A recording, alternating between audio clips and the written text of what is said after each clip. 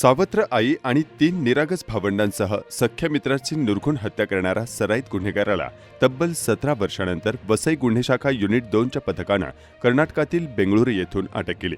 निरंजन कुमार उर्फ रंजन उर्फ राजू उर्फ अक्षय विजय शुक्ला वय वर्ष 40 मूळ रहिवासी बिहार असे अटकेतील आरोपीचे नाव आहे.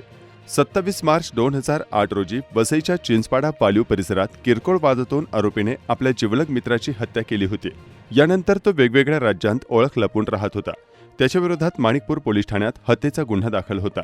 वसई गुन्हे शाखेच्या युनिट 2च्या पथकाने तांत्रिक तपास आणि जुने पुरावे यांच्या आधारे शोध घेत अखेर कर्नाटक बेंगळुरू येथून आरोपीला ताब्यात घेतले. चौकशीत त्याने आपल्या सख्या सावत्र आई आणि 3 अल्पवयीन सावत्र भावंडाचीही हत्या केल्याची धक्कादायक कबुली दिली. या घटनेबाबत पश्चिम बंगालमधील मेदिनीपूर जिल्ह्यातील हल्दिया पोलीस ठाण्यात देखील हत्या प्रकरणाचा गुन्हा दाखल आहे. आरोपी हा सराईत गुन्हेगार असून त्याच्यावर खून, मारामारी, दरोडे आणि फसवणुकीचे अनेक गुन्हे दाखल आहेत.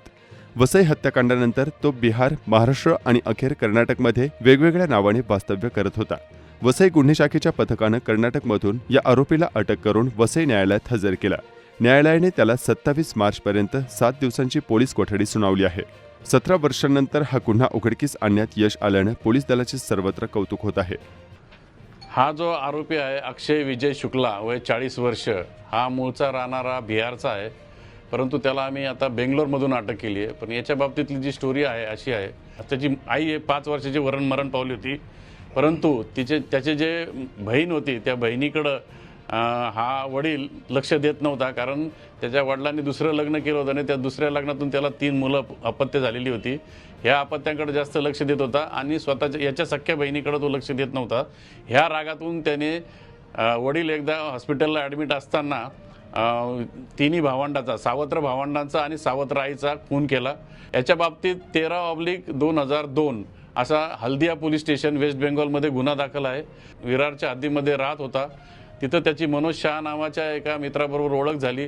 शेजारी घरं बांधले ते मनोज शहा त्यांनी, आणि ते घराच्या जी भिंत जी बांधलेली होती कॉमन, त्या भिंतीवरून त्या दोघांमध्ये वाद होता. त्या वादातून त्याने मनोज शहाचा त्या कंपनीच्याच पोटमाळ्यावर नेऊन गळा आवळून खून केला होता. तो बेंगलोरमध्ये राहत आहे आणि प्लंबिंगचं काम करत आहे असं समजलं. त्या गोष्टीवरून मग आमच्या लोकांनी ट्रॅप लावला आणि स्थानिक पोलिसांच्या मदतीने ह्या आरोपीला ताब्यात घेतलं.